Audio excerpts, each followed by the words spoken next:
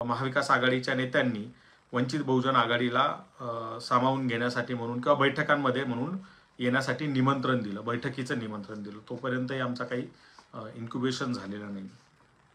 या सगळ्याच्या मध्ये त्या बैठकीला आम्ही 3 प्रतिनिधींचं एक प्रतिनिधी मंडळ पाठवलं. माझे सहकारी आणि पक्षाचे व्हाईस प्रेसिडेंट उपाध्यक्ष धैर्यवर्धन पुंडकर हे त्या मीटिंगला गेले होते. त्या मीटिंगमध्ये काय झालं नेमकं, ज्या पहिल्या मीटिंगला वंचित बहुजन आघाडीच्या प्रतिनिधींना बोलवण्यात आलं, तोपर्यंत फक्त हवेत बाण सुरू होते. माध्यमांमधून फक्त सांगणं सुरू होतं की नाही ते आमच्या सोबतच येतील, ते आमचा भागच आहे, असंच आहे तसंच आहे. त्यांच्या बैठका चालल्या होत्या, मात्र त्या बैठकांमध्ये वंचित बहुजन आघाडीचा कुणीही नव्हतं आणि आम्हाला कुठलं निमंत्रणही दिलं जात नव्हतं. त्या सगळ्या प्रेशरच्या नंतर यांनी एका बैठकीला आपल्याला बोलवलं. वंचित बहुजन आघाडीचे प्रदेश उपाध्यक्ष धैर्यवर्धन पुंडकर यांच्या नेतृत्वात एक टीम आपली तिथे गेली आणि त्या बैठकीमध्ये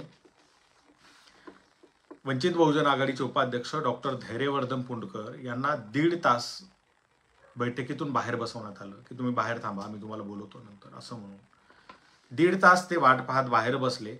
आणि शेवटी ही अशा पद्धतीची अपमानजनक वागणूक सहन न झाल्याने ते बैठकीच्या त्या मजल्यावरून खाली उतरले. त्यांनी माध्यमांना बाईट दिला आणि ते निघून आले. कारण जर आम्हाला बैठकीला बोलवलं जाते, चर्चा सुरू होते आणि त्यानंतर सांगितलं जातं की तुम्ही बाहेर बसा, आम्ही नंतर बोलवतो, आणि इतर लोकांच्या सगळ्या चर्चा बैठका वगैरे त्या कंटिन्यू केल्या जातात, 1.5 तासापेक्षा जास्त अवधी होतो. अशा वेळेला तिथे बसून राहणं हे डॉक्टर धैर्यवर्धन पुंडकर यांना योग्य वाटलं नाही. हा अपमान योग्य नाही आहे आणि ते बाहेर निघून आले. त्यांनी त्यांचा निषेध व्यक्त केला आणि त्या बैठकीच्या तिथून ते आले.